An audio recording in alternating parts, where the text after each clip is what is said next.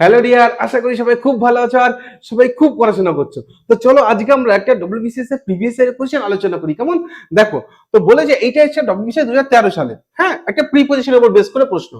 I was alarmed. আচ্ছা, alarm মানে কি? অ্যালার্ম মানে হচ্ছে আতঙ্কিত হওয়া। হ্যাঁ, আই ওয়াজ অ্যালার্মড, আমি আতঙ্কিত হয়েছিলাম। Dash the news of my brothers illness, আমার ভাইয়ের অসুস্থতার খবর শুনে আমি আতঙ্কিত হয়েছিলাম। হ্যাঁ, এইবার দেখো এইখানটা অ্যালার্মের পর কি হবে। দেখো অ্যালার্মের পর অ্যাওয়ে কখনোই হয় না, এটা টু কখনোই হয় না, ইন কখনোই হয় না, এটা অ্যাপ্রোপ্রিয়েট প্রিপোজিশন, আমরা বাই করব। হ্যাঁ, এটা অ্যালার্মের পর আমরা বাই করব, কিন্তু অ্যালার্মের পর কিন্তু অ্যাডও হয়।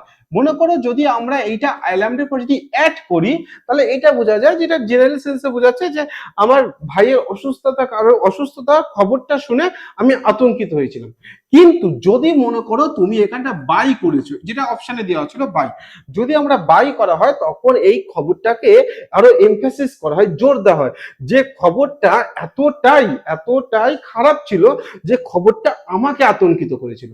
যদি আমরা অ্যাড করি তাহলে মানে হয় এরকম যে খবরটা শুনে আমি আতঙ্কিত হয়েছিলাম, আর যদি বাই করি তাহলে এরকম মানে হয় যে খবরটা আমাকে আতঙ্কিত করেছিল। তখন এই খবরটাকে একটু বেশি এমফাসিস দেওয়া হয়, জোর দেওয়া হয়। যখন জোর দেওয়া হয় তখন আমরা বাই করি, কেমন? ঠিক আছে, তাহলে মন দিয়ে পড়াশোনা করো।